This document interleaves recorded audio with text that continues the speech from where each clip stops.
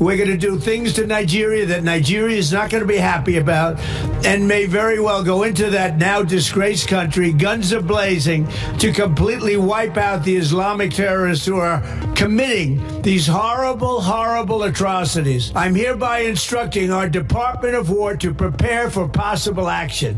If we attack, it will be fast, vicious, and swift. Those were the words Donald Trump sent thundering across the world on November 1st, 2025, directed not at Russia, not at Iran, but at Nigeria. Yes, Nigeria. Africa's largest democracy. A nation of 232 million people, suddenly described as a disgraced country and threatened with guns a-blazing military action. At first, the world gasped. Then confusion set in. What had Nigeria done to warrant such fury? The headlines spoke of Christian killings, religious persecution, and humanitarian outrage. It sounded noble, a call to save lives. But for those watching closely, something about the timing was off. The violence Trump cited wasn't new.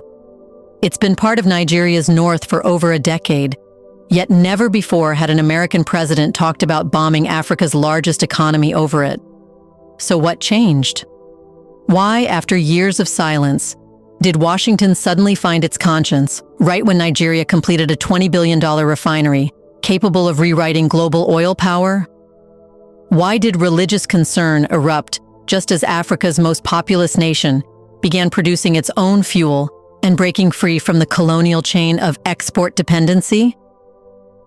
That's the real story buried beneath the outrage, a story about oil, independence, and a superpower terrified that Africa is learning to stand on its own. So, what really happened, and why is Trump suddenly ready to pull the trigger on Africa? In this video, let's find out.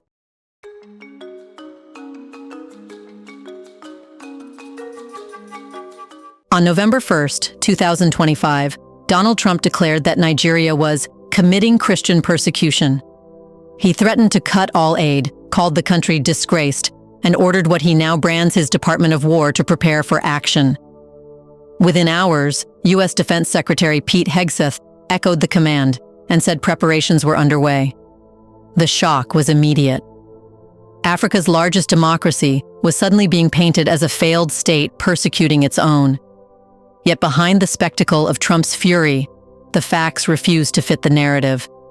That's because for years, Nigeria has battled insurgents like Boko Haram and ISWAP, whose bombings, kidnappings, and raids have devastated entire regions. But these groups have never confined their brutality to one religion. Human rights lawyer Bulama Bukarti, who has spent years documenting extremist attacks, found that the pattern of violence cuts across faith lines. Roughly 83 churches and 72 mosques were destroyed. About 1,500 Christians and 2,000 Muslims were killed in places of worship. The numbers expose an uncomfortable truth that the violence in Nigeria isn't a campaign of one faith against another, it's indiscriminate terror. Markets, schools, bus stations, and mosques have been bombed as often as churches. To call this a Christian persecution and deliberate targeting of Christians is to flatten a complex reality into a political slogan. So why did Trump choose that phrase, and why now? If the violence isn't new, and if Muslims die in even greater numbers, what purpose does the narrative serve? The answer lies not in scripture, but in steel, oil, and economics. That's because while social media dissected Trump's posts, something monumental was unfolding on the Atlantic coastline. It was the completion of the Dangote Refinery, the largest single-train refinery on Earth. Built at a cost exceeding $20 billion, this engineering marvel processes 650,000 barrels of crude per day, soon expanding to 1.4 million. For the first time in its post-colonial history, Nigeria no longer needs to export crude oil and import refined fuel at inflated prices. It can refine at home and even export finished products across West Africa. That shift overturns a century-old economic order. For decades, colonial and post-colonial systems kept African nations dependent by forcing them to export raw resources and import finished goods. Nigeria's refinery tears through that system. It creates jobs, stabilizes the naira, strengthens local industry, and, most importantly, keeps wealth inside the continent. But independence has a price. Every barrel refined in Nigeria is one less processed in Houston, Rotterdam, or Singapore. The project's sheer scale threatens the profit margins of established Western and Asian refineries that have long dominated African fuel markets. So when Trump threatens a military strike on Nigeria just months after the refinery begins production, coincidence feels implausible. The timing hints at anxiety over economic competition, disguised as moral outrage. And Africa has watched this film too many times.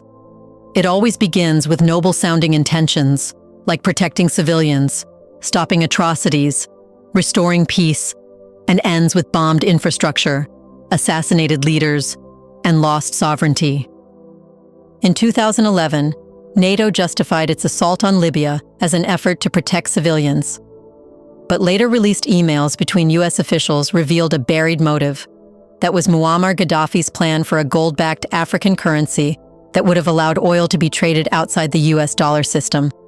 That plan, threatening to unify African economies under one standard of value, died with him. Before we continue further, tell us, are you enjoying the video? If yes, please like and share the video and subscribe to our channel to watch more videos on Black Africa. Let's continue now. Fast forward to 2025. Another African giant rises, this time economically rather than militarily. Nigeria constructs an oil refinery capable of reshaping trade patterns Western corporations see their monopoly on African fuel slipping. Suddenly, Washington discovers a moral crisis requiring fast, vicious, and sweet intervention. Different country, same choreography. Whenever Africa obeys the old rules, it's celebrated as a partner. Whenever it breaks free, it becomes a problem.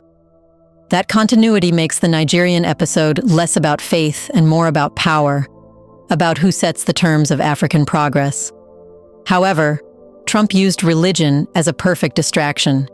His rhetoric didn't emerge from thin air. It's meticulously calibrated for his domestic base, particularly evangelical voters who view foreign policy through a Christian persecution lens. By presenting Nigeria's insecurity as an assault on Christianity itself, he plays hero to a constituency hungry for righteous crusades. But on the ground, that framing has dangerous side effects. It divides Nigerians by faith, casting suspicion where unity is needed most. It reframes a shared national trauma as a religious war, fracturing the very solidarity required to defeat extremism. And historically, this manipulation isn't new. Both Christianity and Islam arrived in Africa through external conquest. Long before missionaries or Arab traders, African civilizations had their own spiritual systems, ancestral worship, moral codes, and reverence for nature.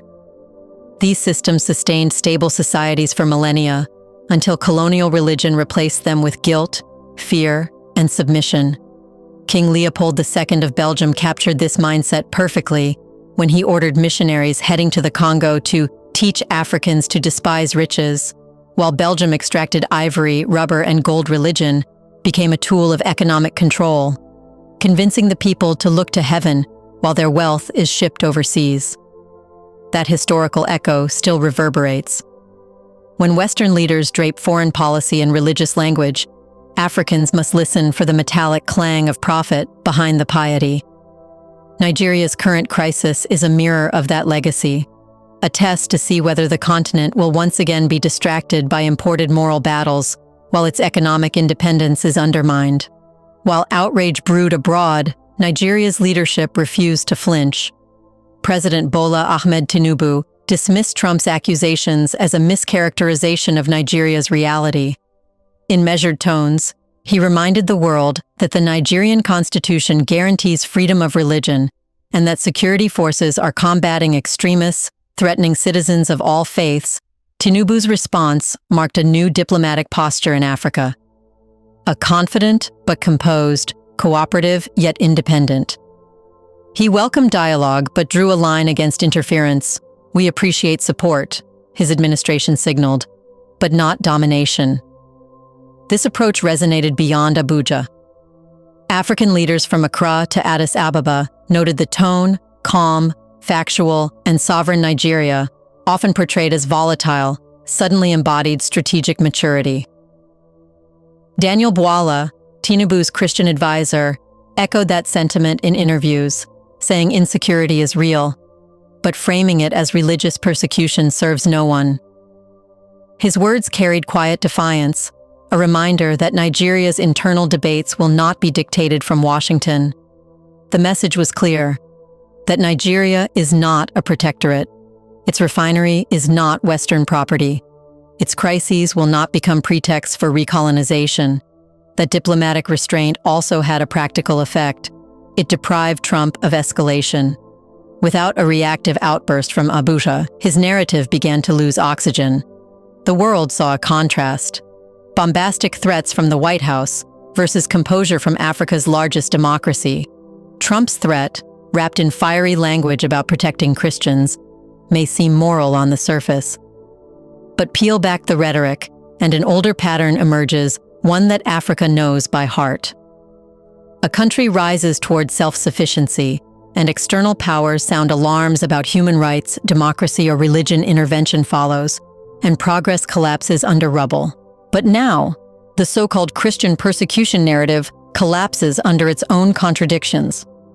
The timing of Trump's outrage aligns too precisely with Nigeria's industrial breakthrough, and the language of fast, vicious, and sweet action echoes not compassion, but imperial nostalgia, the fantasy of a world where Africa's resources remain accessible and compliant. Now, Trump's fury might fade, but the lesson remains timeless. Whenever Africa builds, someone somewhere will try to burn it down, usually in the name of saving it. Nigeria, by choosing to refine its own oil, may have unknowingly done something far bigger. It has forced the world to confront a future where Africa no longer asks permission. What do you think? Why did Donald Trump suddenly threaten military action against Nigeria? And why now, not years ago, when the same violence was happening? Is this really about protecting Christians? Or about protecting Western oil interests threatened by Nigeria's new $20 billion refinery? In the comment section, share your thoughts on why the world only starts caring when Africa becomes independent, not when it's being exploited. Do you want to watch more videos like this one? If yes, subscribe to our channel and press the bell icon next to it. We bring videos on Black Africa, its history, rich arts and culture, and things the world should know about. Thanks for watching, and until the next video, stay tuned.